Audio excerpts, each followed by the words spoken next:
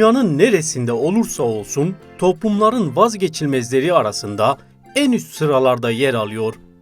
Yanlış ve doğrunun ayırt edilmesinde önemli bir rolü vardır.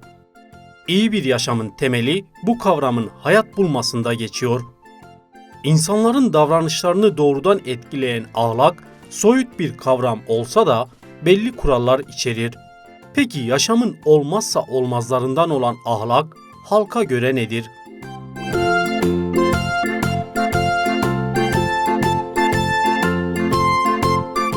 Ahlak bana göre burayla buranın bütünleşmesidir. Yani buradan gelen ve buradan çıkanlar. Ahlak saygıdır, sevgidir, dürüstlüktür. Bence ahlak zihniyet demektir. Bir yaşam biçimidir bizim için. Ahlak kişinin özüdür, kumaşıdır, kalitesidir yani. Ahlak kişinin kendi saygısıdır. Bence ahlak kişinin kendisini bilip de ona göre hareket etmesidir diye düşünüyorum ben. Bir insanın ahlakı olmaktan sonra dünya mali olsa yine boştur. Ahlak güzel bir şeydir. Ahlak bir kişinin toplumdaki yerini belirler. Ahlak denince akla hemen iyi özellikler geliyor ama böyle değildir. Hem iyi hem kötü özelliklerini de belirler, bu kadar. Ahlak terbiyedir, ahlak örftür, adettir, gelenektir benim bildiğim kadarıyla. İnsanların kendine biçtikleri yaşam biçimidir. Herkesin kendine göre başka bir yaşam biçimi vardır yani. Değişir ona göre, insanlara göre. Ahlak nedir? Bir insanın şerefi, namus olursa ahlaki da iyi olur. Namus şerefi olmasa ahlaki da olamaz. Bence dogmatik bir şeydir. Aileden kazanılan ve sonra da kazanılmaya devam eden davranış bütünüdür ahlak. İyi ve güzel davranışların hepsini. Yani bunlar ahlakı oluşturur. Ahlak kişinin toplumdaki davranışları ve hal hareketi demektir. Vicdan, ayrıca vicdan meselesi de olabilir bu, yani değişiyor kişiden kişiye. Güzel ve iyi davranışlar. Saygılı olması lazım, yani sevgi dolu olması lazım, güzel eğlenceli insanlık olması lazım. Ahlaka hepsi bunlar geçer yani. Ahlak terbiye ve vicdandır.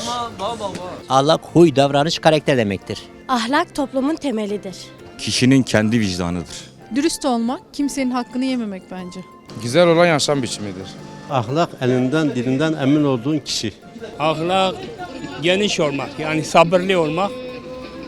Ahlak, iyi ahlak, iyi olmak, iyi ahlak.